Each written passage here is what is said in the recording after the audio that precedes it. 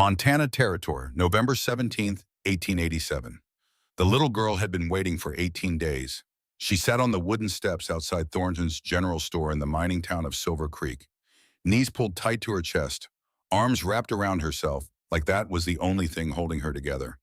6 years old, 42 pounds, her name was Lily Harper, and she had not moved from those steps since the morning her father walked toward the silver mine with promises of money and a fresh start. The town moved past her like a river flowing around a stone. Miners trudged by with coal dust in their lungs and silver dreams dying in their pockets. Saloon girls passed in faded dresses, their painted faces unable to hide the exhaustion in their eyes. The preacher walked past with his black Bible pressed against his white collar, eyes forward, always forward. Ranch hands rode through on horseback, headed somewhere that mattered more than here, somewhere that did not require them to see a child slowly starving on cold wooden steps. Some left bread when the store owner was not watching, a piece of dried apple, a biscuit wrapped in cloth. Small mercies delivered in silence, as if kindness required secrecy in a town like Silver Creek. Most left nothing at all. They told themselves the comfortable lie that people tell when confronted with suffering they do not want to address. Her father would come back. This was not their responsibility. Someone else would help her. Someone always should. Someone never did. Lily believed it too. She believed it with the stubborn faith only a child can have when the alternative is too terrible to consider. Her papa had told her to wait right here on these exact steps until he came back from the mine with money for food and a place for them to stay. He had knelt down so his eyes were level with hers, had taken her small hands in his work-roughened ones, and made her promise. So she waited. The wind cut through Silver Creek like a knife through canvas, carrying the smell of coming snow and the metallic taste of the mountains. Winter was close now, creeping down from the peaks, and Lily had no coat to turn it away.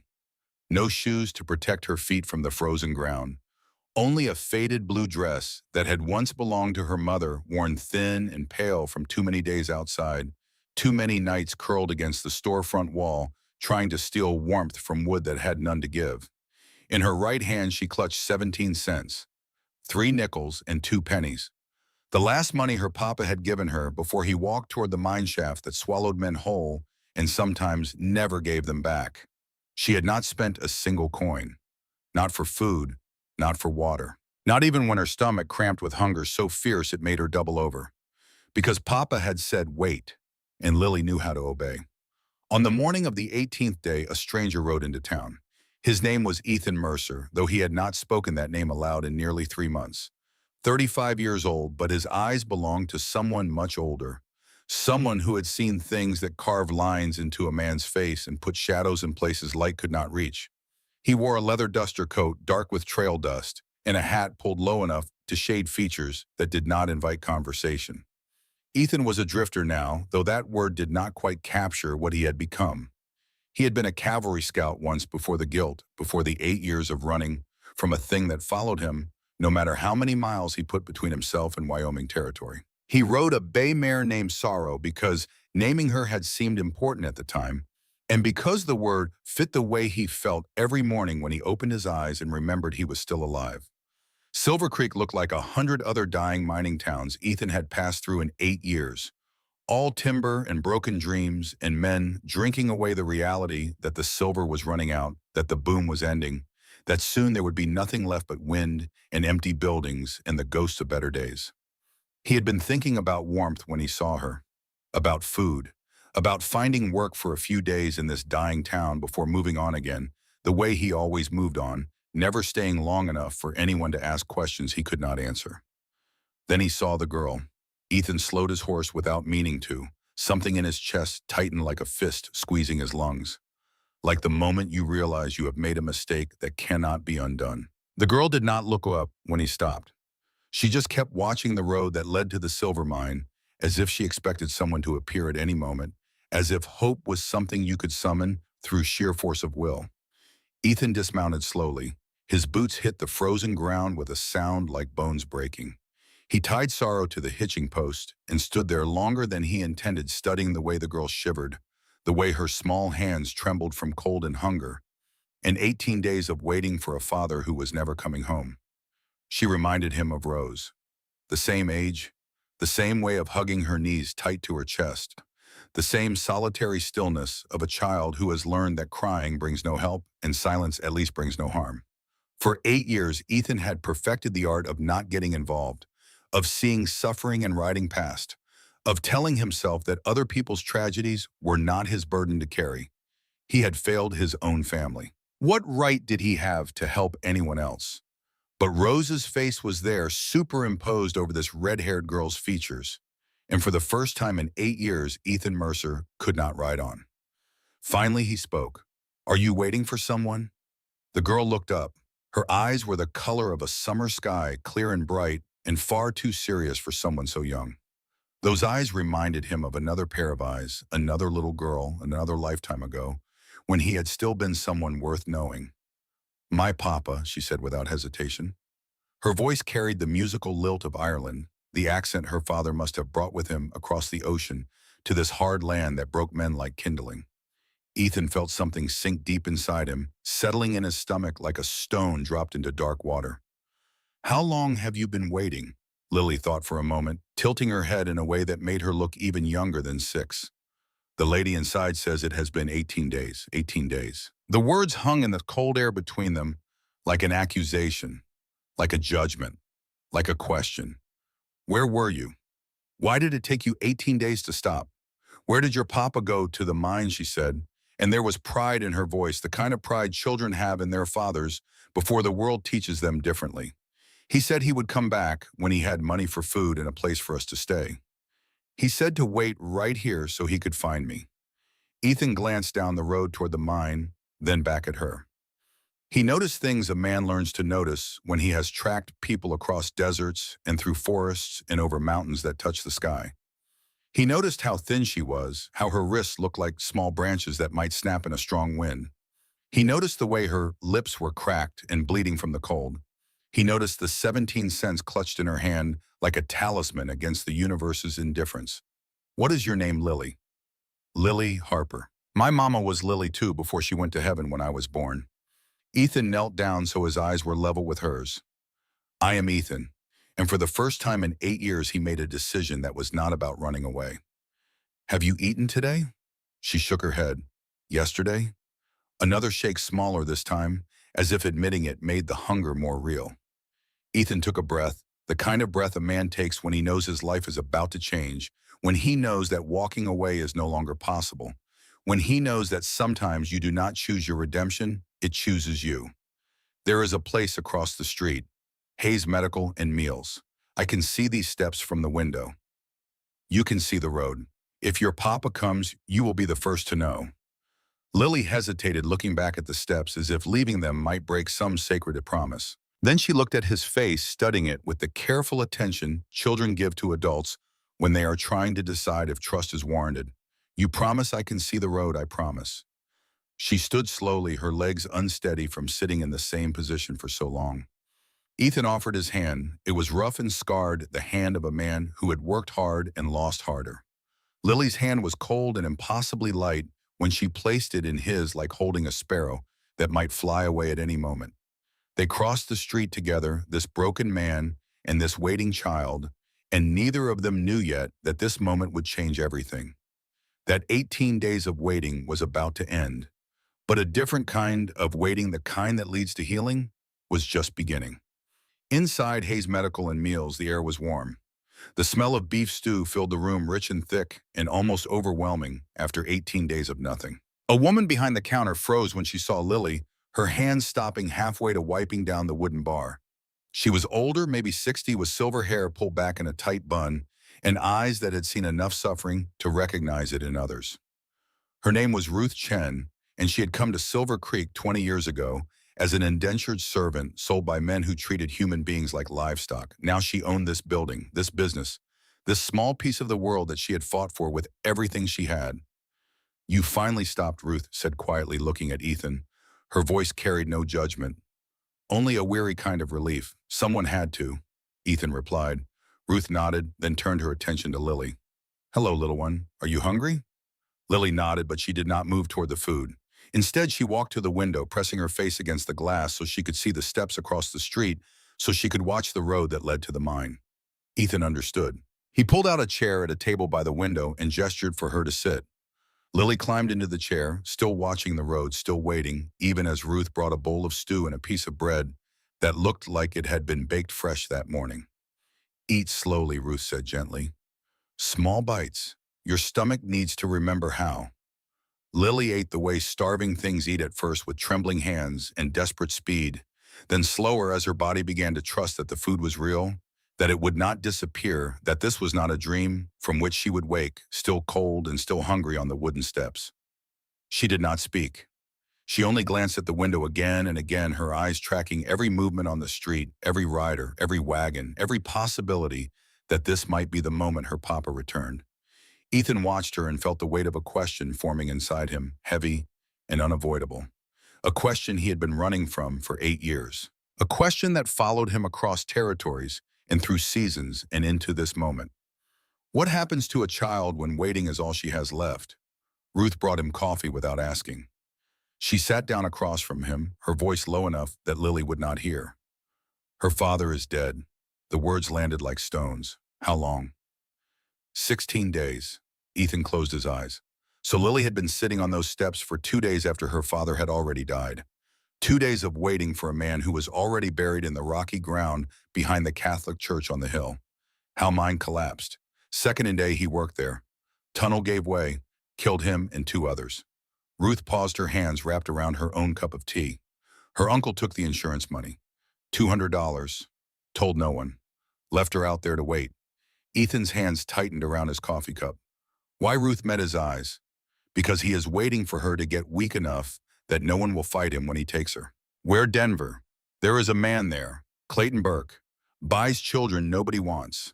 Sells them to families who need servants. Some of the children are lucky. Most are not. Ruth's voice went flat, emotionless, the way people sound when they are talking about horrors they know too well. Victor Blackwell, Lily's uncle, has sold 4 children in the last 6 years. All orphans, none alone, all disappeared. The rage that filled Ethan was white hot and familiar. It was the same rage he had felt 8 years ago when he found his wife and daughter frozen in the snow, when he realized that his choice to leave them behind, to scout ahead for a safer route, had killed them as surely as if he had pulled a trigger. Where is this? Uncle Ruth nodded toward the window across the street. Big building with the green door. Victor Blackwell owns the saloon and the bank. Owns half this town, truth be told. And the sheriff, all of him. Ethan looked out the window at the building Ruth indicated. It was large and well-maintained, the kind of building that spoke of money and power, in a town where most people had neither. Does Lily know? Ruth shook her head. Nobody has told her. Dr. Hayes wanted to, but he is afraid. We are all afraid. Victor has the law on his side. Blood rights, legal papers, and Sheriff Dobson in his pocket. Ethan stood up. Where is this Dr. Hayes? Upstairs. He runs the medical part of this place. I run the meals. Tell him I want to talk. Ruth studied his face for a long moment. You planning to do something stupid? Ethan looked at Lily, still eating slowly, still watching the road. I am planning to do something right. Ruth stood as well. There is a difference between right and smart, Mr. Mercer. I know, but I stopped caring about smart 8 years ago. He walked upstairs, his boots heavy on the wooden steps. The second floor was quieter, cleaner, smelling of carbolic acid and laudanum, and all the things doctors use to fight death, even when death usually wins. Dr. Samuel Hayes was 62 years old with white hair and tired eyes and hands that still shook sometimes when he remembered his son dying at Gettysburg, bleeding out in his arms, while the cannons roared and the world ended over and over again. He looked up when Ethan entered his office. You are the one who brought the Harper girl inside. Ethan nodded. Dr. Hayes gestured to a chair. Sit down, we need to talk. Ethan sat. Tell me about Victor Blackwell. Dr. Hayes took off his spectacles, cleaned them with a handkerchief, put them back on. It was the kind of ritual people do when they need time to gather their thoughts. Victor Blackwell came to Silver Creek 12 years ago with money from somewhere back east. Bought the saloon, then the bank, then pieces of everything else. He is smart, charming when he wants to be, ruthless when he needs to be. And Lily, Dr. Hayes' face went hard. Her father, Patrick Harper, was Victor's younger sister's boy. The sister died 10 years ago. Patrick was a good man, honest, hard worker. Came here from Boston 3 months ago looking for a fresh start after his wife died in childbirth. Victor got him a job at the mine and then killed him, Ethan said flatly. Dr. Hayes shook his head. No, the mine killed him, but Victor made sure it happened. Patrick was about to leave Silver Creek. Said the mine was too dangerous. Said he would rather be poor, somewhere safe than dead here. Victor talked him into one more shift. So Victor sent him into a mine that was 200 feet deep. So Victor sent him into a mine that was about to collapse. Dr. Hayes leaned back in his chair. I cannot prove it, but the foreman quit the next day, left town in the middle of the night. And the tunnel that collapsed, it had been showing cracks for a week. Does Victor know Lily is here? He knows. Dr. Hayes looked out the window toward the saloon. He has been watching, waiting to see what you do, waiting to see if you were just passing through or if you would become a problem. Ethan stood up. I am a problem. Dr. Hayes stood as well. Then you need to understand something. Victor has Sheriff Dobson. He has Judge Morrison. He has the legal right to take that girl. And there is nothing you can do to stop him unless you can prove you are a better option. And you are a drifter with no home, no steady work, no ties to this place. In the eyes of the law, you are nobody. Ethan walked to the window, looking down at Lily.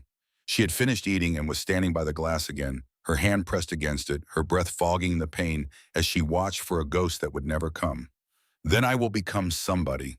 How I will get at you, a place to stay. I will make myself into someone the law cannot ignore.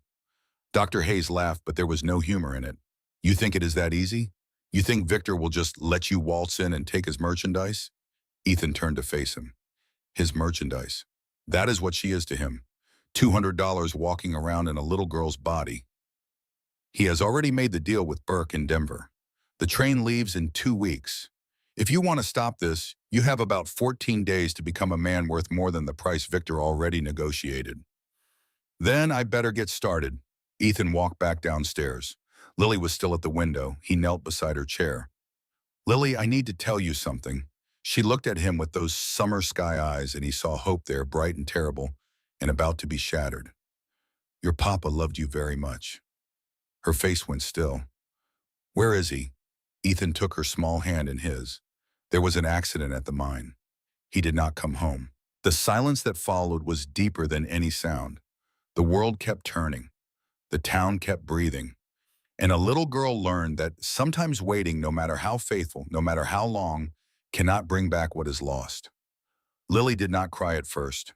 She did not scream or pull away.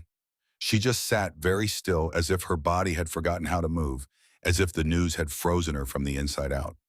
No, she said quietly, like she was correcting a simple mistake. No, you are wrong. Ethan felt his chest tighten until breathing hurt. I wish I was wrong. He would not break a promise. Her voice was getting smaller, younger, more desperate. He said he would come back. He said to wait right here. I know he did, and he meant it. But sometimes things happen that are bigger than promises. Lily stood up suddenly, shaking her head. I waited. Every day. I did not leave. I did what he said. You did everything right, Ethan said gently. This is not your fault. Then why? The word broke into pieces as she said it. Why did he leave me? He did not want to leave you. He would have come back if he could. Lily took a step back, then another, as if the floor beneath her feet had turned to quicksand. Her breathing got faster. Her hands started to shake. Then the tears came all at once, like a dam breaking grief pouring out in waves that shook her small body. Ethan did the only thing he could. He pulled her close, wrapped his arms around her, and let her cry into his coat. She was so light, so impossibly small, like holding all the sadness in the world compressed into 42 pounds of heartbreak. Ruth came over quietly, put a hand on Lily's back, said nothing, because sometimes there are no words that help. Lily cried until she had no tears left. Then she cried some more dry sobs that sounded like they were tearing her apart from the inside. Ethan held her through all of it. This stranger who had stopped when everyone else had walked past. This broken man who knew exactly what it felt like to be left behind. When the crying finally slowed, Lily looked up at him with red eyes and a face wet with tears. What happens to me now? The question hit harder than any blow Ethan had ever taken. I do not know yet, but I am going to figure it out. Will you leave? Ethan thought about leaving, about how easy it would be to walk out that door, get on his horse, and ride away from this problem, that was not his to solve. He thought about 8 years of running, 8 years of telling himself that staying meant facing things he could not bear to face.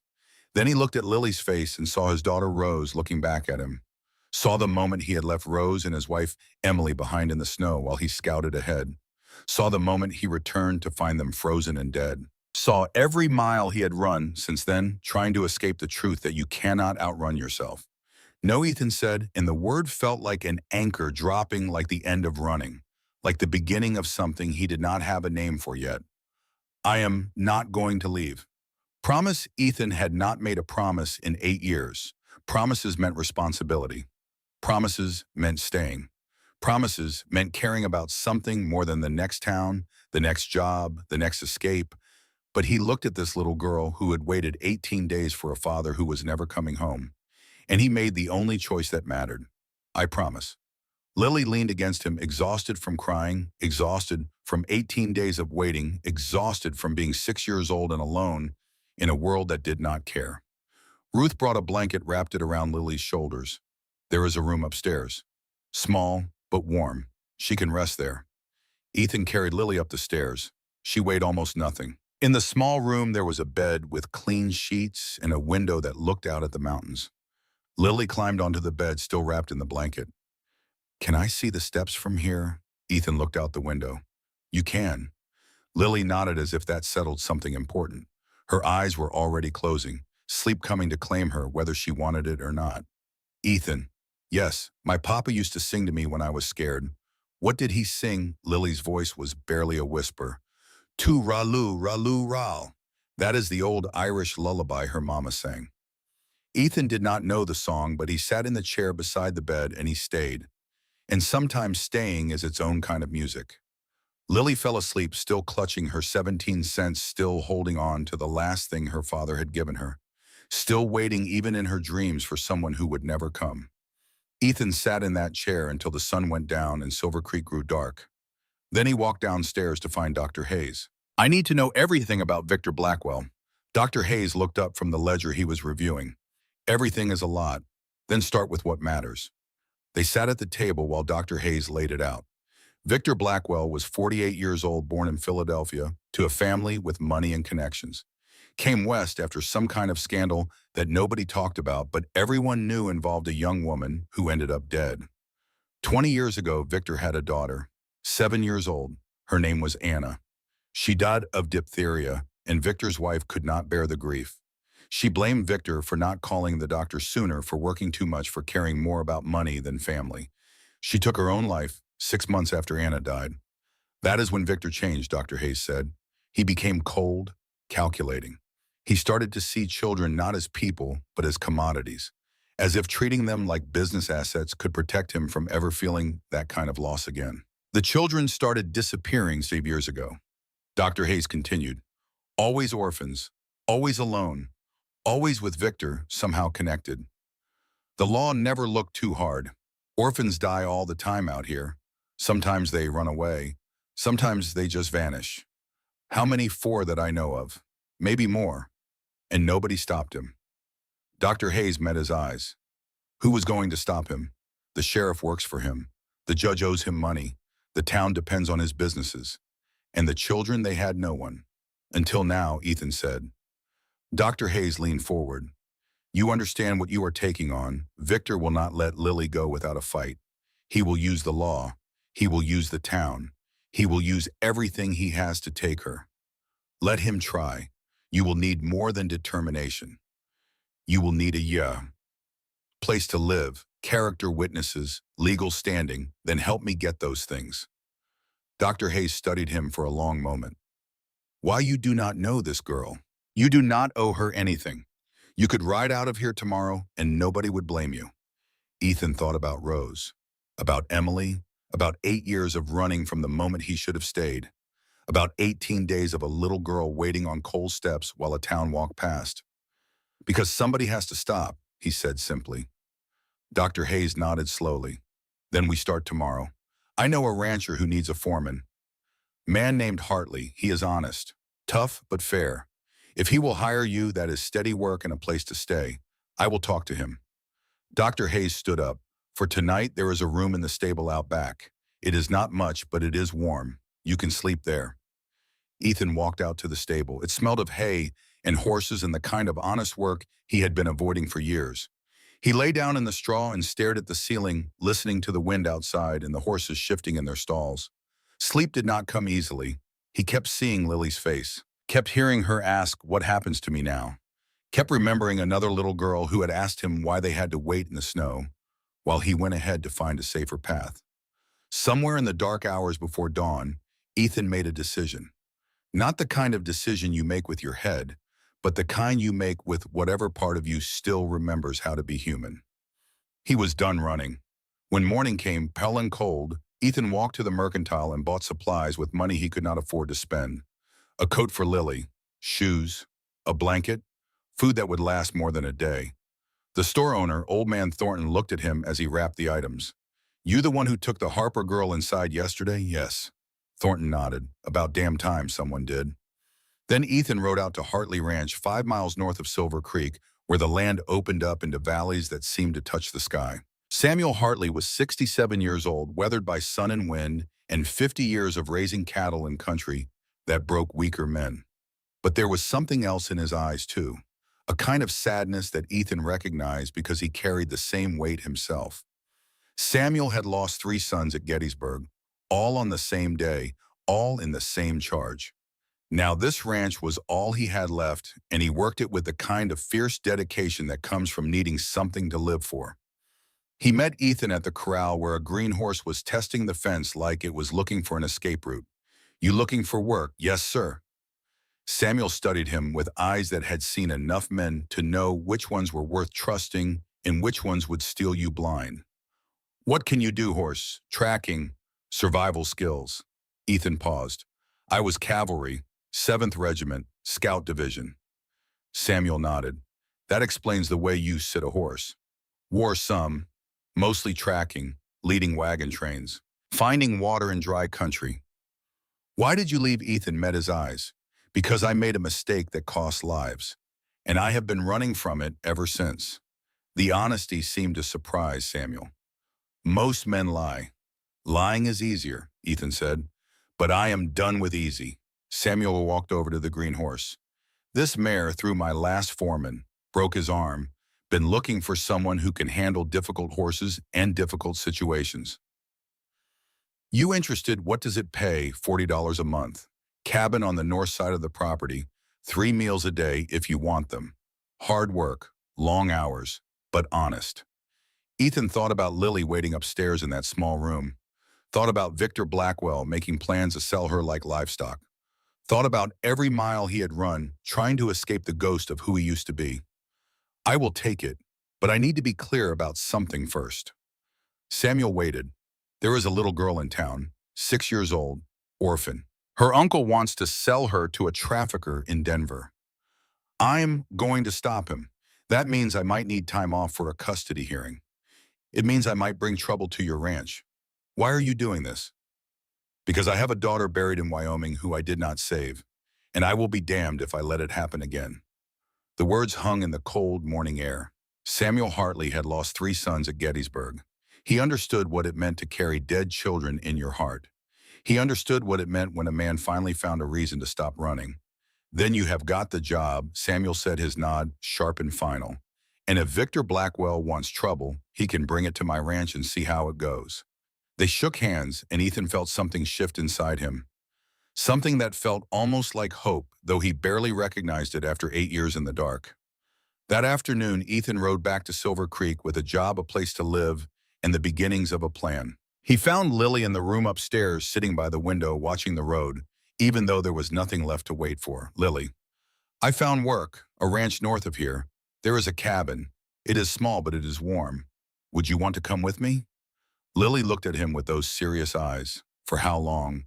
"As long as you need. What if you leave?" The fear was naked in her voice, honest and terrible. "I am not going to leave," Ethan said. "I made you a promise." Lily thought about that for a long moment. Then she stood up and put her small hand in his. "Okay." They walked downstairs together, and Ruth was waiting with a bundle of clothes she had gathered from around town. Donations from people who wanted to help, but not enough to get involved. These should fit her, Ruth said. She paused, then looked at Ethan. You know what you are doing, no, Ethan admitted. But I am doing it anyway. Ruth smiled, and for the first time it reached her eyes. Then you might just have a chance. As they stepped outside into the cold afternoon, a man was waiting across the street. Tall, well-dressed in an expensive coat and polished boots. His face was handsome in the way that makes people trust you right before you hurt them. Victor Blackwell. He smiled when he saw Ethan, but the smile did not touch his eyes. Mr. Mercer, I presume. I hear you have taken an interest in my niece. Ethan stepped forward, putting himself between Lily and Victor. Your niece has been sitting on those steps for 18 days. Where were you? Victor's smile got wider, giving her time to realize her father was not coming back, teaching her that the world is a hard place. He looked past Ethan to Lily. Hello, Lily. I am your Uncle Victor. I have come to take you home. Lily pressed closer to Ethan's leg. She is not going with you, Ethan said quietly. Victor laughed. And who exactly are you? A drifter who rode into town yesterday. You have no claim to her, no legal standing, no right to interfere with family business. I have the right that comes from being here when you were not. Victor's expression hardened. The law says blood is stronger than sentiment, Mr. Mercer. Lily is my responsibility now. I will be taking her. No. The word was flat, final. Victor studied him for a moment, then nodded as if confirming something he had already suspected. I see. Well, then I suppose we will let the courts decide. Sheriff Dobson will be bringing paperwork tomorrow. Custody hearing in 3 days. I am sure you will want to retain a lawyer. He walked away, his boots clicking on the frozen ground, and Ethan knew with absolute certainty that the fight had just begun.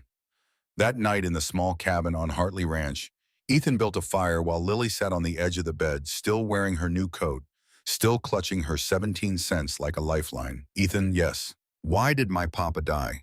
The question had no good answer, no answer that makes sense. That makes the pain less, that changes what happened.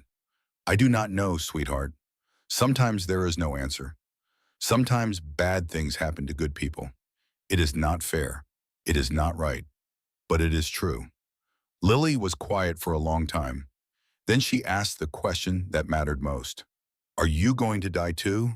Ethan knelt in front of her. I cannot promise I will live forever.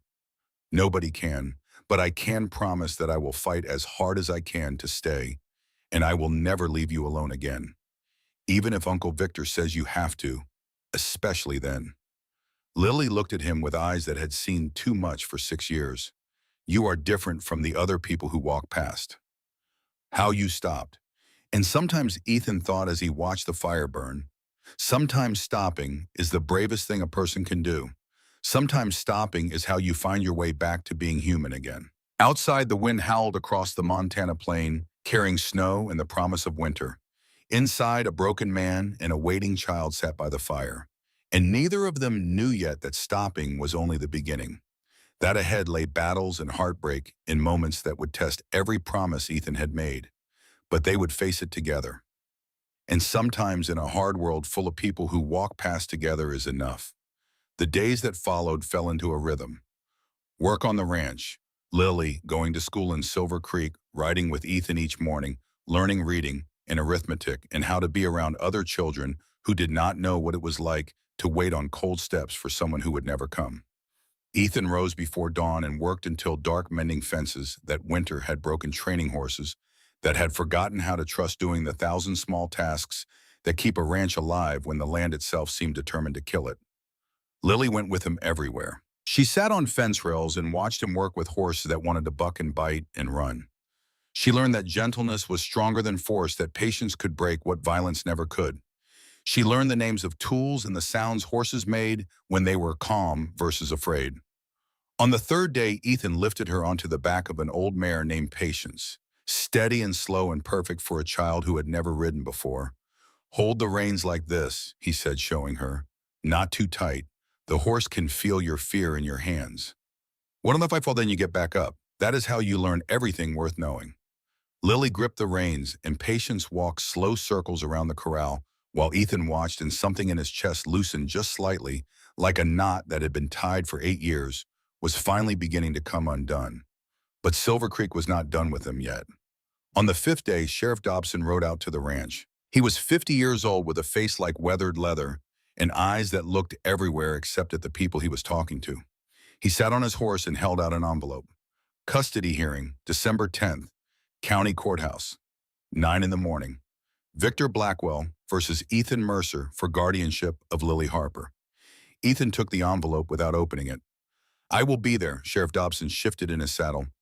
Look, Mercer, I do not know you. I do not know your story, but I know Victor Blackwell. He has got lawyers. He has got the judge. He has got everything he needs to win this. Then why are you here warning me? Because Sheriff Dobson finally looked at him because I have seen what happens to the children he takes. And I have stopped being able to sleep at night. He rode away before Ethan could respond, dust rising behind his horse, like the ghosts of all the things the sheriff had failed to stop. That evening, Ethan rode into Silver Creek to see Dr. Hayes. Lily stayed with Samuel Hartley's wife, Martha, a woman with silver hair and kind eyes who had lost 3 children of her own and still had room in her heart for someone else's grief. Dr. Hayes was in his office upstairs, surrounded by books of law that he could not practice because he was a doctor, not a lawyer. But he read them anyway because knowledge was the only weapon he had. Tell me the truth, Ethan said.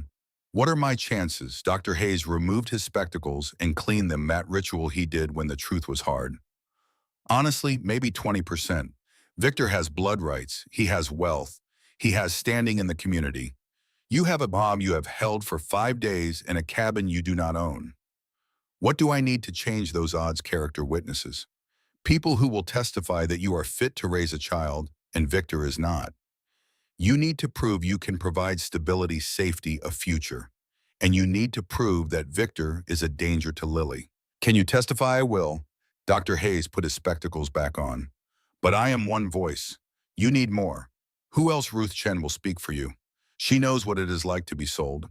But she is Chinese, and there are judges who will not give her testimony full weight. He paused. You need Father O'Brien. You need Hartley. You need people whose word carries authority in a courtroom. I will get them. Dr. Hayes looked at him for a long moment. There is something else you should know. Victor has been asking questions about you, about your past, about why a cavalry scout would become a drifter. If he finds out about Wyoming, about your wife and daughter, he will use it against you. Let him find out. Ethan stood up. The truth is I failed them. I left them behind and they died. I have been running from that for 8 years, but I am not running anymore. Running from guilt and facing it in a courtroom are 2 different things. Then I will learn the difference. Ethan walked downstairs and found Ruth Chen closing up the kitchen. She looked up when he entered. Mr. Mercer, you look like a man with questions. I need your help. At the hearing, Dr. Hayes said you would be willing to testify. Ruth sat down the dish she was washing. Sit. They sat at the same table where Lily had eaten her first real meal in 18 days, where she had cried for a father who would never come home, where everything had changed. I will testify, Ruth said. I will tell them what Victor is, what he does, what will happen to Lily if he takes her. Thank you, but you need to understand something. Ruth leaned forward. Men like Victor do not lose gracefully. If we fight him in court and win, he will find other ways to hurt us. This town depends on his money, his businesses, his goodwill. If we become his enemies, we will pay for it. I know. Do you? Ruth's eyes were hard. Because I have already paid.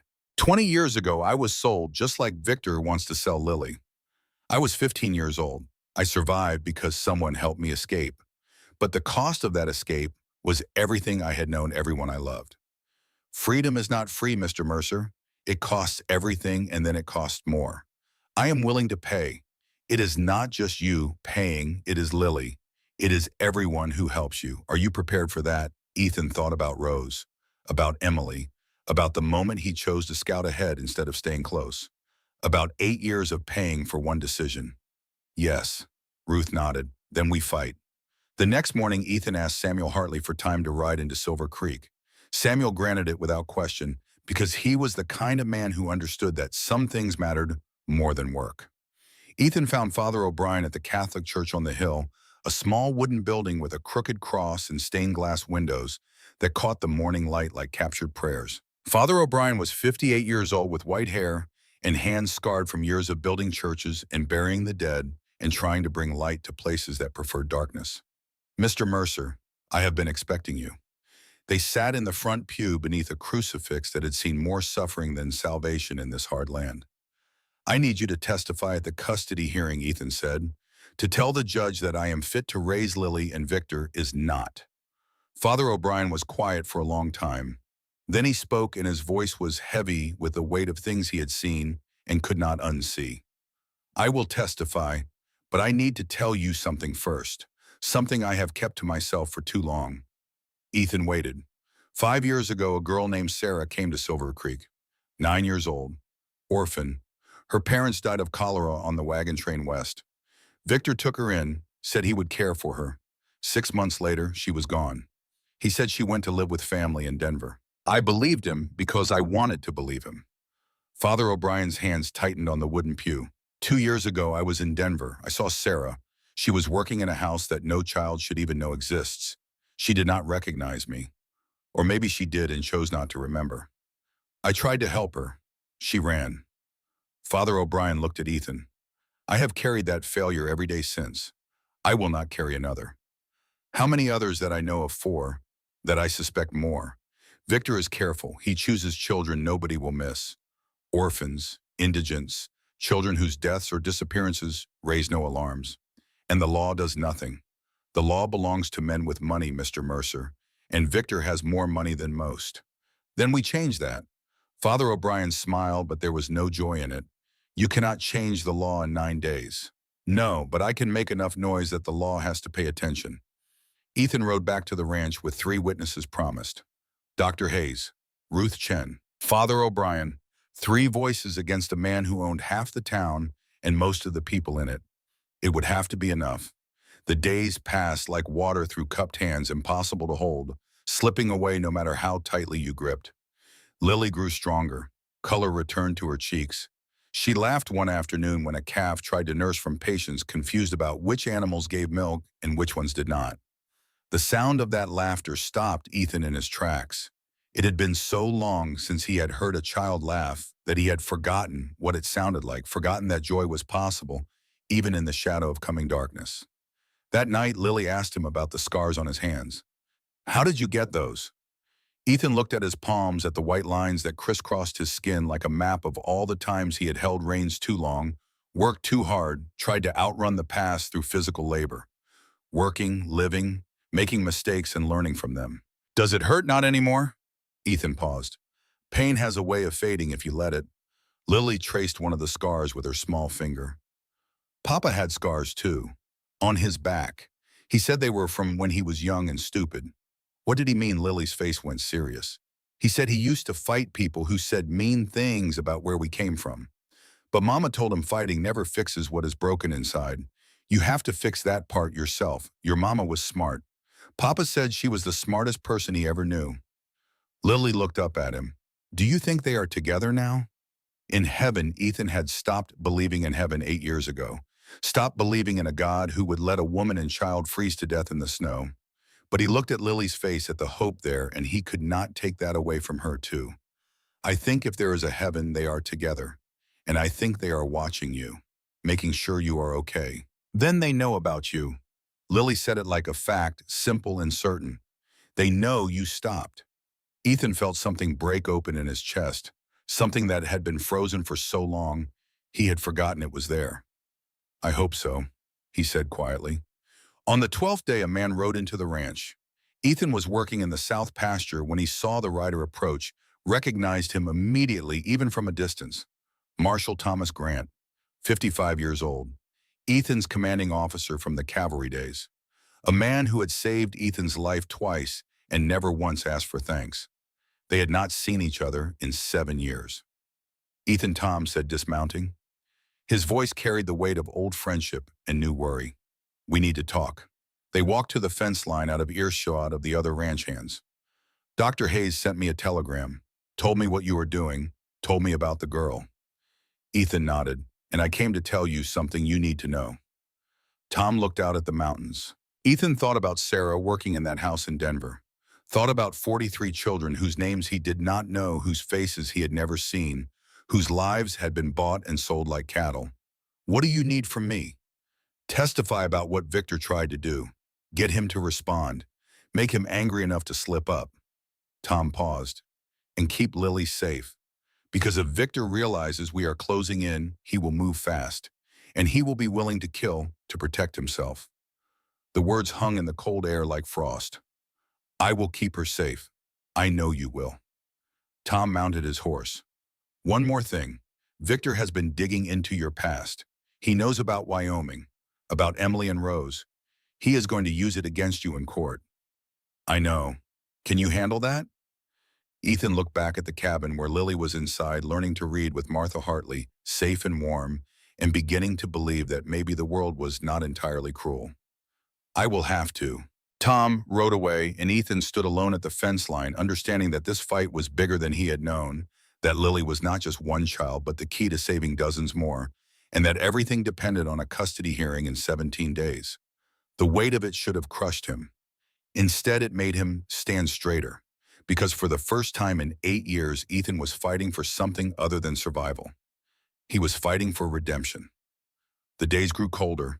Snow came early that year, covering the ranch in white that glittered like broken glass in the sunlight. Lily learned to throw snowballs and build snowmen and do all the things 6-year-old children should do when winter is new, and the world has not yet taught them to fear the cold. But at night, the fear returned. Lily woke screaming 3 times in the 3rd week, crying for her papa, trapped in dreams, where she was back on the steps and no one would stop, no one would help, no one would see her at all. Each time Ethan was there. He held her and told her she was safe and stayed until sleep came again, gentle and careful, like holding something made of glass that might shatter at any moment. On the 20th day, Sheriff Dobson rode out to the ranch again. This time he came with a message that made Ethan's blood run cold. Victor wants to talk, says he has a proposition. I am not interested. You should hear it. Dobson shifted uncomfortably in his saddle. He is offering money. $500. You take it, you ride out, and Lily goes with him. No lawyers, no court, no trouble. And Lily gets sold to Clayton Burke in Denver. Dobson looked away. That is not my business. Then what is your business? Sheriff collecting bribes, looking the other way while children disappear. Dobson's face went red. You do not know what it is like. You do not know what Victor can do to a man who crosses him. Then tell me. The sheriff was quiet for a long moment. Then he spoke and his voice was hollow. I had a wife once, Mary. She saw things. Victor's business with the children. She was going to testify, going to tell the territorial marshal. 2 weeks later, she fell down the stairs in our house, broke her neck. The doctor said it was an accident. Ethan felt ice in his veins.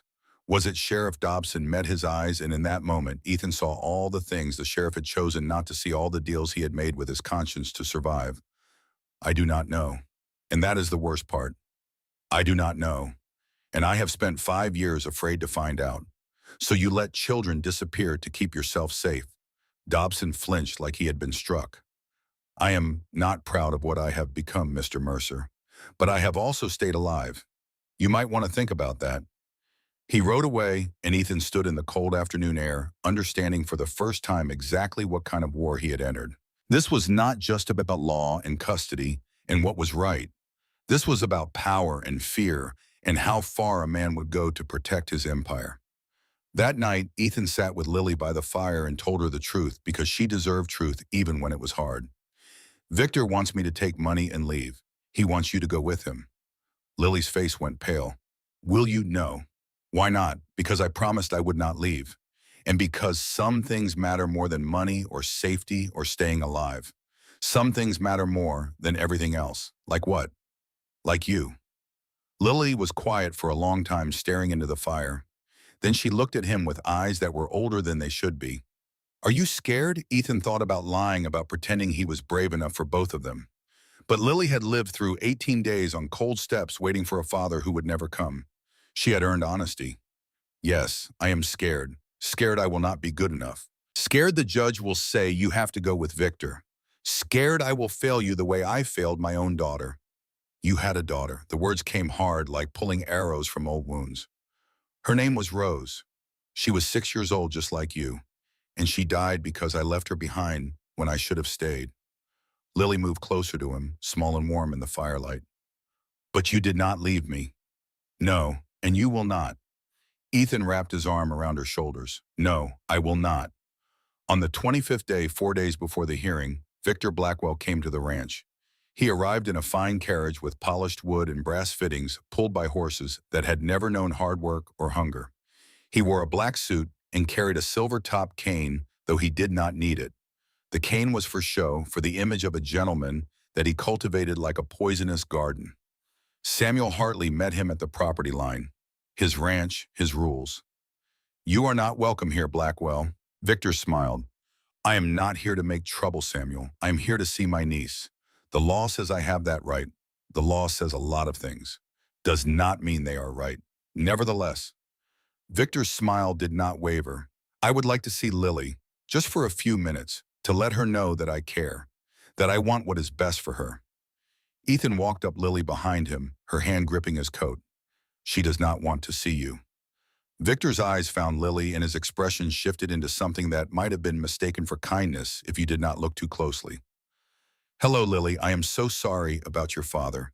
He was a good man, my dear sister's only child. It breaks my heart that he is gone. Lily said nothing. I know you are confused right now. Victor took a step closer. I know this stranger has filled your head with ideas, but I am your family, your blood, and I want to take care of you. I want to give you a home. I have a home, Lily said quietly. This Victor gestured at the ranch, at the rough cabin, at the life that was honest but hard. This is not a home, child. This is poverty pretending to be kindness. I can give you a real home, fine clothes, good food, an education, a future. I do not want your future. The words came out small but firm, and Victor's mask slipped for just a moment. Ethan saw it, the flash of anger, the calculation, the recognition that persuasion was not going to work. I see. Victor straightened. Well, I suppose we will let the judge decide what you want. Children so rarely know what is best for them. He turned to leave, then paused and looked back at Ethan. You know what is interesting, Mr. Mercer? You have been learning about you, about your past, about Wyoming territory, about a wagon train that trusted you to guide them safely, about how 12 people died because you made a bad decision, including your own family. Ethan's hands tightened into fists. Samuel Hartley put a hand on his shoulder, holding him back. The judge is going to hear about that, about how you abandoned your wife and daughter to scout ahead, about how you left them behind in a blizzard, about how they froze to death waiting for you to come back. Victor's voice was smooth, cruel. And then he is going to ask himself if a man who let his own child die in the snow is really fit to raise someone else's. Ethan took a step forward. Samuel's grip tightened. Victor smiled. I thought that might get a reaction. See you in court, Mr. Mercer. I look forward to watching you lose everything again. He climbed into his carriage and rode away, leaving only wheel tracks in the snow and the echo of words designed to destroy. Lily looked up at Ethan. Is it true? Did your daughter die? Ethan knelt down so his eyes were level with hers. Yes, her name was Rose. She was your age, and she died because I made a choice I thought was right but turned out to be wrong. I have regretted it every day since. But you stayed with me, because I could not save Rose. But maybe I can save you. Maybe that is what redemption looks like. Getting a second chance to do the right thing. Lily threw her arms around his neck, and Ethan held her and felt the weight of two little girls. One dead and one living. One past and one future. Both asking him to be better than he had been. That night, Samuel found Ethan sitting outside the cabin watching the stars. Cannot sleep either. Too much to think about. Samuel sat down beside him. Victor got to you today. He told the truth. I did abandon my family. I did let them die. Samuel was quiet for a moment. You know what I learned in 50 years of ranching and in losing 3 sons? Ethan waited. Beating yourself up for past mistakes does not fix anything. It just makes you useless for the present. Samuel puffed on his pipe. You want to know the difference between you and Victor Blackwell? What you are asking if you are good enough. Victor never asked that question because he already knows he is not, and he does not care. Samuel looked at him. Lily does not need perfect Ethan. She just needs someone who shows up, someone who tries, someone who loves her enough to fight. What if trying is not enough? Then you try harder. That is all any of us can do. They sat in silence for a long time. Two men who had lived long enough to know that life was mostly about showing up when it would be easier to leave, about trying, when failure seemed certain, about loving, when your heart had already been broken beyond repair. On the morning of the 29th day, 3 hours before dawn, Ethan woke to silence. The wrong kind of silence. He walked to Lily's room. The bed was empty. The window was open. Snow blew in, covering the floor in white. On the pillow, a note in handwriting that was not Lily's. "Stop fighting or you will never see her again." Ethan's hands shook as he read it. Then he ran outside, barefoot in the snow, shouting Lily's name into the darkness. But the only answer was the wind. And somewhere in the night, a little girl who had already waited 18 days was waiting again, this time not knowing if anyone would come. Ethan did not sleep that night. He saddled sorrow in the dark, his hands moving with the automatic precision of a man who had tracked people across territories when minutes meant the difference between life and death. The snow had stopped an hour ago. Fresh tracks led from the cabin window. Two sets, one small dragged, one large, a man's boots leading north. Samuel Hartley emerged from his house, rifle in hand. "I am coming with you." "No," Ethan's voice was flat. "Stay here. If I do not come back with her, tell Marshal Grant where I went." The tracks led through the forest, clear in the moonlight. Ethan read them the way other men read books.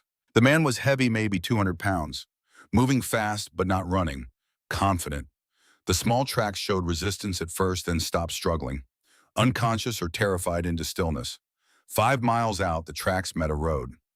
Wagon tracks, fresh, heading toward Red Lodge. Red Lodge had the nearest train station, 30 miles north. If Victor got Lily on that train, she would disappear into the network Marshal Grant had spent 2 years breaking. Different name, different city, gone.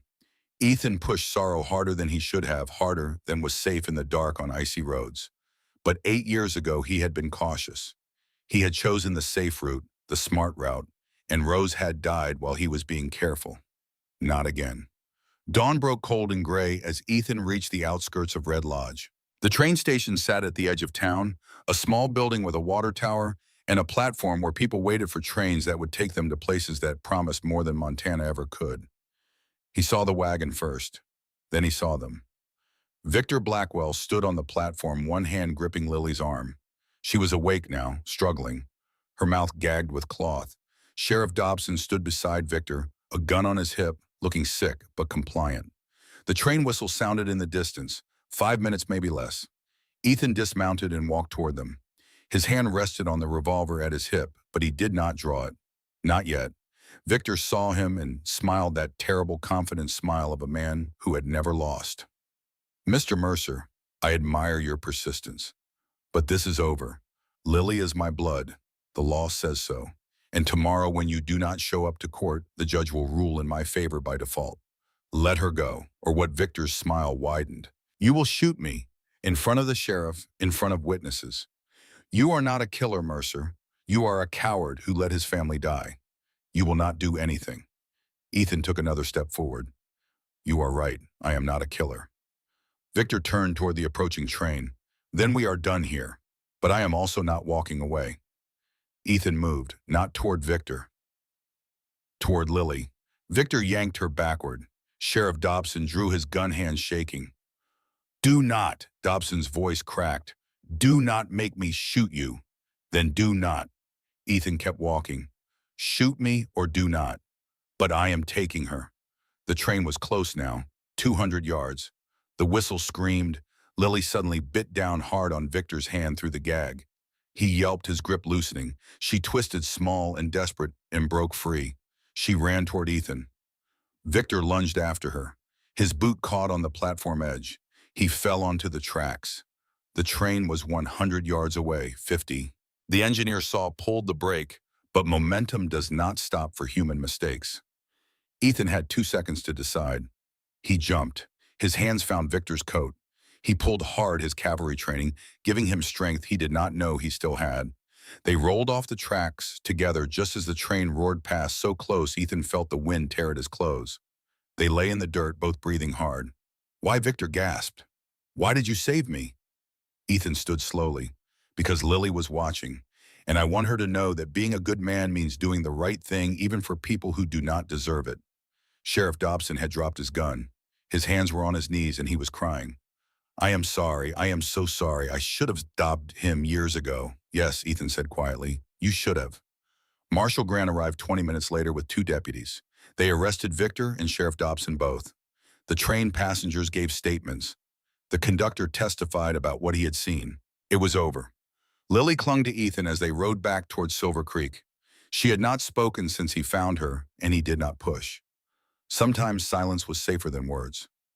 Halfway home, she finally whispered, "You came back. I promised I would. Uncle Victor said you would run away, that you would leave me like you left your daughter." Ethan stopped the horse. He turned Lily so she could see his face. "I will never leave you. Never. Do you understand?" She nodded, tears streaming down her face. The custody hearing was postponed for 1 week while Victor and Dobson sat in jail. When it finally happened, it was not really a hearing at all. It was justice. The courtroom smelled of old wood and broken promises of all the times justice had been blind in the wrong ways, looking past suffering because it was easier than seeing it. Judge Harrison Morrison adjusted his spectacles and opened the file before him. The paper rustled like dry leaves, like the sound winter makes when it promises to be long and cruel. "Mr. Blackwell, you may present your case." Victor's lawyer stood. His name was Edward Sinclair, and he wore confidence like an expensive coat tailored to fit, perfectly designed to impress. He was 50 years old and had spent 30 of those years learning how to make wrong sound like right. "Your Honor, this case is simple. Victor Blackwell is Lily Harper's blood uncle, sole surviving relative, a man of means and standing in this community. He seeks custody of his late sister's granddaughter, a child he has every legal and moral right to raise." Sinclair walked to the center of the courtroom, his boots clicking on the wooden floor like a clock counting down. Mr. Mercer, by contrast, is a stranger, a drifter who rode into Silver Creek less than a month ago. He has no blood relation to the child, no history with her family, no legal standing whatsoever. He paused for effect. What he does have is a past marked by tragedy and poor judgment. Ethan felt Lily's eyes on him from where she sat in the front row. He kept his face still, his hands steady on his knees, even as Sinclair's words landed like blows. 8 years ago, Mr. Mercer was employed as a cavalry scout leading a wagon train of 40 settlers through Wyoming territory. When a blizzard struck, Mr. Mercer made a decision. He left the wagon train, including his own wife and daughter, to scout ahead for a safer route. The courtroom was silent. Even the dust motes seemed to hang motionless in the pale light from the windows. 12 people died in that blizzard, Your Honor. 12 people, including Mr. Mercer's 6-year-old daughter Rose and his wife Emily. They froze to death, waiting for him to return. Sinclair turned to look at Ethan. "And for 8 years since Mr. Mercer has been running. No permanent address, no steady employment, no ties to any community until he saw Lily Harper sitting on those steps and decided she could somehow absolve him of his guilt." "Objection," Dr. Hayes said, standing up. Dr. Hayes was not a lawyer, but Judge Morrison allowed it because Silver Creek was a small town, and sometimes you worked with what you had. On what grounds, Dr. Hayes? Mr. Sinclair is speculating about Mr. Mercer's motivations rather than presenting facts. Judge Morrison nodded. Sustained. "Stick to facts, Mr. Sinclair." "Very well, the facts are these. Victor Blackwell is a respected businessman who owns property and enterprises in Silver Creek. He has the means to provide Lily with education, comfort, and a future. Ethan Mercer is a man with $40 in his name, a borrowed cabin, and a job he has held for less than a month. The law is clear. Blood relations take precedence, especially when the alternative is a transient with a history of abandoning those in his care." Sinclair sat down satisfied. Judge Morrison looked at Ethan. "Mr. Mercer, do you have representation?" "No, Your Honor." Ethan stood. "Just myself and some people willing to speak on my behalf." "Then present your case." Ethan walked to the center of the courtroom. He was not a man of words. He had spent 8 years speaking as little as possible, letting silence fill the spaces where explanation should have been. But Lily was watching, and sometimes you found words when you needed them most. "Your Honor, everything Mr. Sinclair said about Wyoming is true. I did leave my family. They did die. I have been running ever since." He paused. "But I am not running anymore." "Why not?" "Because 18 days ago I saw a little girl sitting on cold steps, starving and alone, while an entire town walked past. And I realized that running does not fix anything. It just means you are not there when it matters." Judge Morrison leaned back. Noble sentiment, Mr. Mercer. But sentiment does not raise children. Money does. Stability does. What can you offer Lily that Mr. Blackwell cannot? Ethan Mowbray looked at Lily, then back at the judge. A chance to not be sold. The courtroom erupted. Sinclair shot to his feet.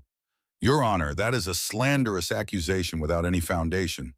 Sit down, both of you. Judge Morrison's voice cut through the noise.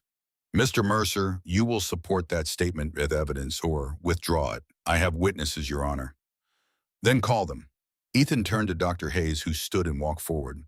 Dr. Hayes had delivered half the babies in Silver Creek and closed the eyes of the other half when they died.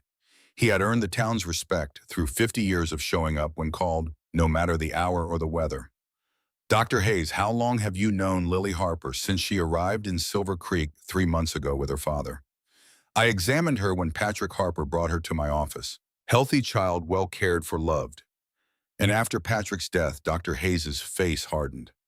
I saw her on the 18th day of her waiting. She had lost 9 pounds. She was dehydrated, hypothermic, showing signs of severe malnutrition. Another 3 days and she would have died on those steps. And where was Victor Blackwell? During those 18 days, Dr. Hayes looked directly at Victor, across the street in his saloon, watching, waiting for her to get weak enough that no one would question what happened to her. Your Honor, Sinclair stood again. This is speculation, is it? Dr. Hayes pulled a folded paper from his coat. This is the death certificate for Patrick Harper dated November 1st, 16 days before Ethan Mercer arrived. Victor Blackwell was listed as next of kin. He collected $200 in mining insurance, and he told no one that Patrick was dead. He let that child sit on those steps believing her father was coming back. Why would he do that? Judge Morrison asked. Dr. Hayes looked at Victor again. Because he has done it before. The courtroom went silent. Judge Morrison leaned forward. Explain. Ethan gestured to Father O'Brien, who stood and walked to the front. The priest's white hair caught the light from the windows, giving him an appearance of someone caught between heaven and earth, trying to bring truth to a place that preferred comfortable lies. Father O'Brien, have you witnessed Victor Blackwell take custody of orphan children before? Yes, Your Honor. 4 times in the past 6 years. Judge Morrison's expression sharpened. Go on. 5 years ago, a girl named Sarah came to Silver Creek, 9 years old, orphan. Victor took her in, said he would care for her. 6 months later, she was gone. He said she went to family in Denver. I believed him because I wanted to believe him. Father O'Brien's hands tightened on the witness rail. 2 years ago, I was in Denver. I saw Sarah. She was working in a house that no child should even know exists. She did not recognize me. Or maybe she did and chose not to remember. I tried to help her. She ran from me. She had been trained to run from anyone who might ask questions. Your Honor, Sinclair's voice was sharp. Father O'Brien has no proof of any connection between that unfortunate girl and my client. This is circumstantial at best and slander at worst. Then let me provide proof. Everyone turned. Marshal Thomas Grant stood, his federal badge catching the light. He walked to the judge's bench and placed a stack of papers there. Your Honor, I'm United States Marshal Thomas Grant. For 2 years, I have been investigating a human trafficking ring operating in Montana, Wyoming, and Colorado. The ring is run by a man named Clayton Burke, currently in federal custody in Denver. Judge Morrison picked up the papers, scanning them. What does this have to do with this case? Marshal Grant turned to face Victor. Because Victor Blackwell is one of Burke's suppliers. We have Burke's ledgers. 4 children purchased from Silver Creek over 6 years, $500 each. All transactions brokered by Victor Blackwell. Victor stood, his face red. This is absurd. I have never dealt with any such person. These accusations are... Then explain this. Marshal Grant held up a telegram. This is a wire transfer from Clayton Burke to Victor Blackwell. $500, dated June 15th, 1885.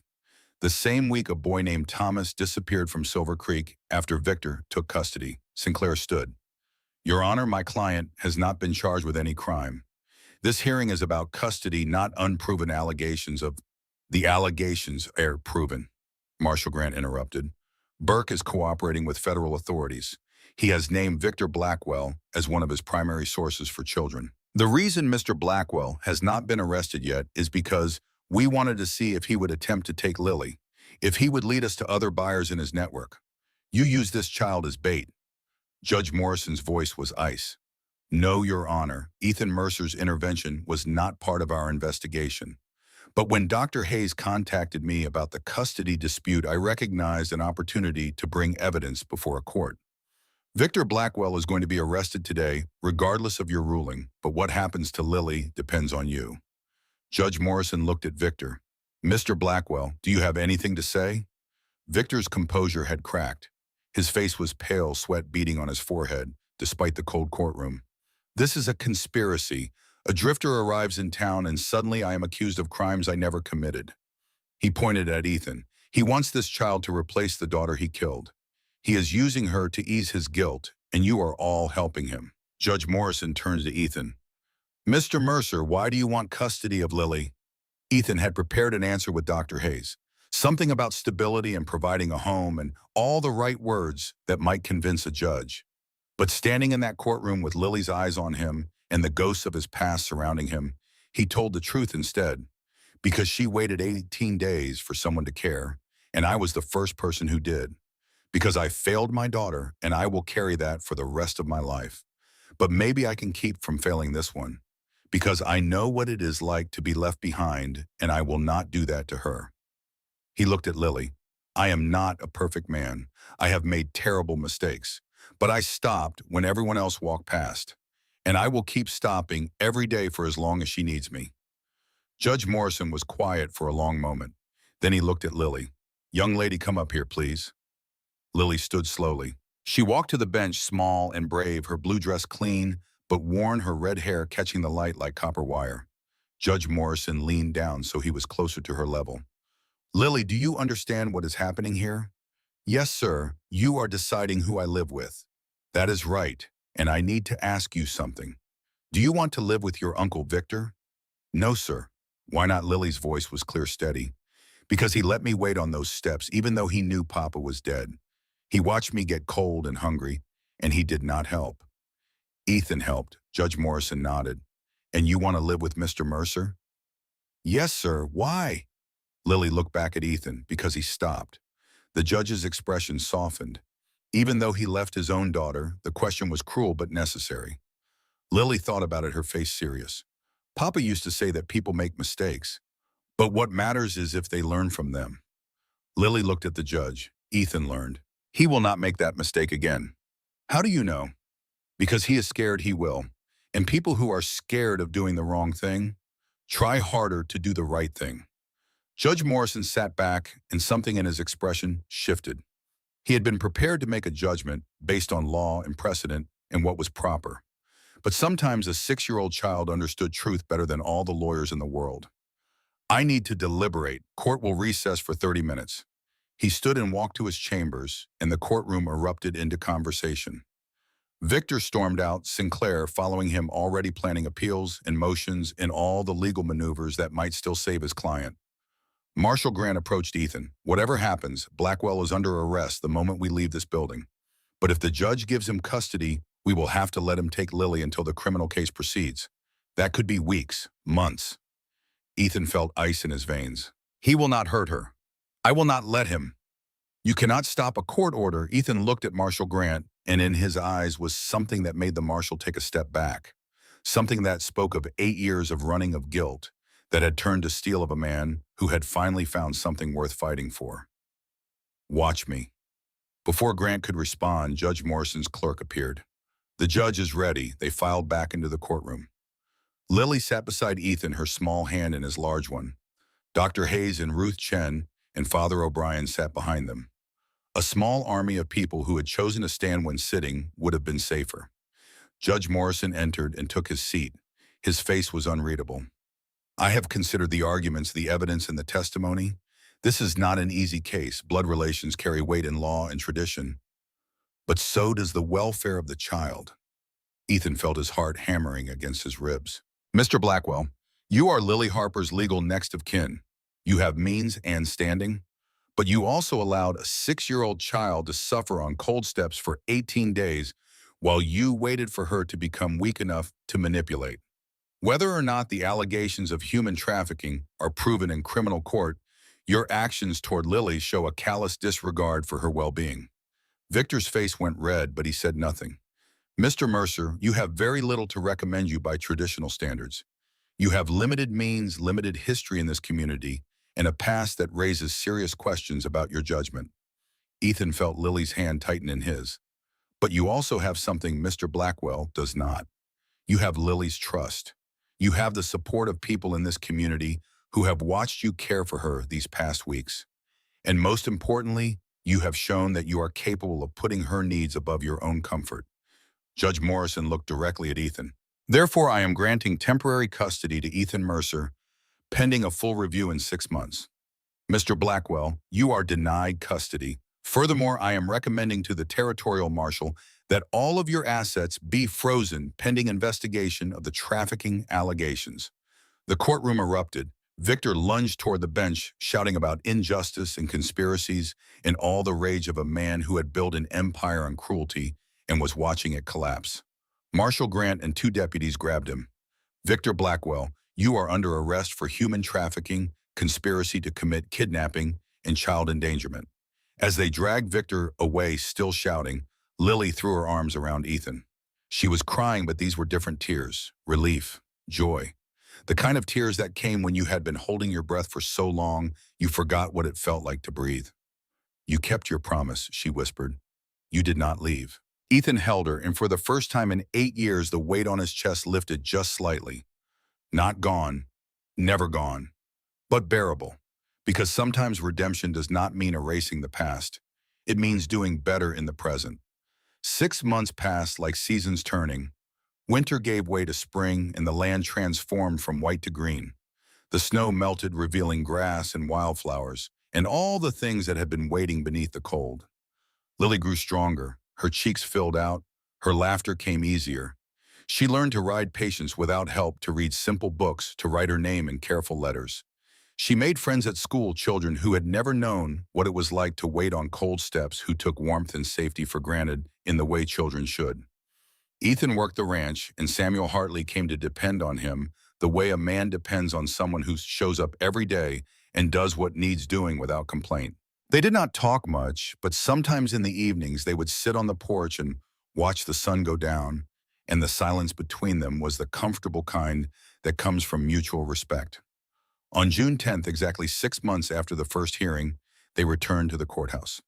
This time there was no drama, no Victor, no accusations, just Judge Morrison reviewing the reports from Dr. Hayes about Lily's health from Father O'Brien, about her schooling from Samuel Hartley, about Ethan's employment and character. Mr. Mercer, Judge Morrison said, I have reviewed everything. You have exceeded every requirement set before you. You have steady employment, a home, the support of your community, and most importantly, you have cared for Lily Harper with dedication and love. He stamped a document with finality. I hereby grant you full and permanent custody. Lily Harper is now legally your daughter. Congratulations. The word daughter hung in the air like music. Ethan felt tears on his face and did not care who saw them. Lily was already hugging him, laughing and crying at the same time. Does this mean you are my papa now, if you want me to be? I do. Lily looked up at him. Can I call you Papa? Ethan's voice broke. Yes. She hugged him tighter. Papa. The word was medicine. The word was healing. The word was everything. They celebrated that night at Ruth Chen's restaurant. The entire town showed up, or so it seemed. There was food and music and toasts to new beginnings and second chances and all the things people say when they witness something that feels like grace in a hard world. Lily fell asleep on Ethan's lap, exhausted from the excitement, one small hand still gripping his shirt. Dr. Hayes looked at them and smiled. You did it, Ethan. You stopped running. I had to. Ethan looked down at Lily. She deserved better than someone who kept leaving. We all did. Dr. Hayes raised his glass to Lily and to the man who loved her enough to stay.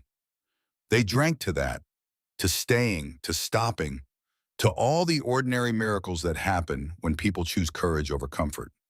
18 months later, in the winter of 1889, Silver Creek had changed. The mine had found a new vein of silver. People who had left came back. The town was alive again, breathing with the kind of energy that comes from hope renewed. And at the north edge of town, on a hill where you could see the whole valley, stood a building that had not been there before. 2 stories, white paint, a porch that wrapped around 3 sides. Over the door, carved into wood that Samuel Hartley had cut himself, were the words, Mercer Home for Children. Inside there were 12 beds, a kitchen that always smelled of Ruth Chen's cooking, a classroom where Father O'Brien taught reading and arithmetic, a medical room where Dr. Hayes examined scrapes and fevers and the invisible wounds that hurt worse than any broken bone, and in the main room by the fireplace, a rule written on the wall in Lily's careful handwriting. No child waits alone here. If you need help, we stop. Ethan and Lily stood on the front steps on opening day. Lily was 8 now, taller, stronger, her red hair pulled back in braids that Martha Hartley had taught her to make. A wagon approached, Ruth Chen driving, and in the back, a boy, 7 years old, thin, eyes that had seen too much too soon. Lily walked down the steps to meet him. "What is your name, Thomas?" the boy whispered. Lily held out her hand. "I am Lily. How long have you been waiting?" "3 days. At the train station. My parents were supposed to come, but—" Lily understood. She had lived that story. She knew how it ended when no one stopped. "Come with me." She led him up the steps. "I know someone who will help." Ethan was waiting in the doorway. He knelt down so he was eye level with Thomas. "You hungry?" The boy nodded. "Come on then. Let us get you fed." And as Thomas walked inside toward warmth and food and safety, Lily stood on the porch and watched. This was the legacy. Not just being saved, but learning to save others. Not just one man stopping, but building a place where stopping happened every day. Over the next year, more children came.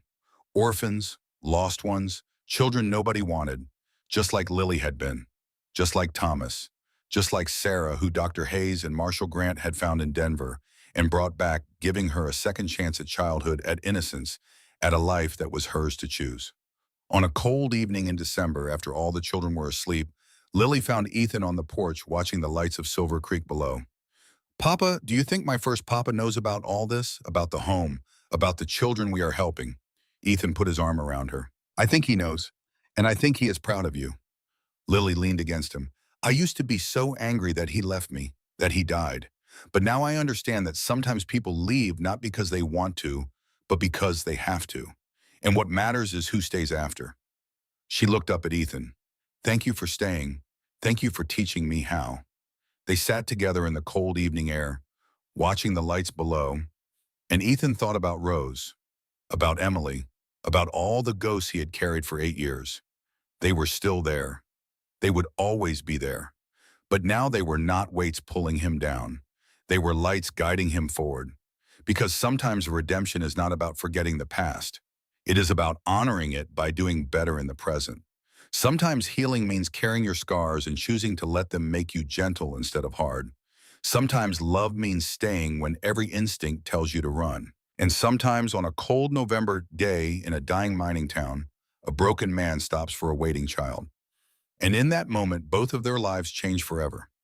Not because stopping fixes everything, but because it is the first step toward fixing anything. Lily fell asleep against him, warm and safe and loved. Ethan carried her inside, tucked her into bed, and whispered the words that had become his prayer, his promise, his purpose. "I am here. I am staying. You are safe." And for the first time in 8 years, Ethan Mercer slept without nightmares, because he had finally learned the truth that had eluded him for so long. Redemption is not about deserving second chances. It is about taking them when they come and never ever letting go. The story of Ethan Mercer and Lily Harper would be told in Silver Creek for generations. About the man who stopped, about the girl who waited, about how sometimes the smallest acts of courage can change the entire world. But the best part of the story, the part that mattered most, was not told in words. It was lived every single day. In a little home on Hartley Ranch where a father and daughter built a life from broken pieces. In the Mercer Home for Children, where lost children found family. Where stopping became staying, and staying became love. And love, as it turned out, was enough. More than enough. It was everything. In a hard world full of people who walk past, sometimes all it takes is one person to stop. One person to stay. One person to say, "Not on my watch, not this child, not today." And from that single act of courage, redemption blooms. Not just for the child, but for the The man who finally learned that running from the past means missing the future. Ethan Mercer had spent 8 years running, but on a cold November day in 1887 he stopped. And in stopping, he found everything he had been searching for: purpose, family, and a way to honor the daughter he had lost by saving the daughter he had found. The wind blew across Montana territory carrying snow and the promise of another winter.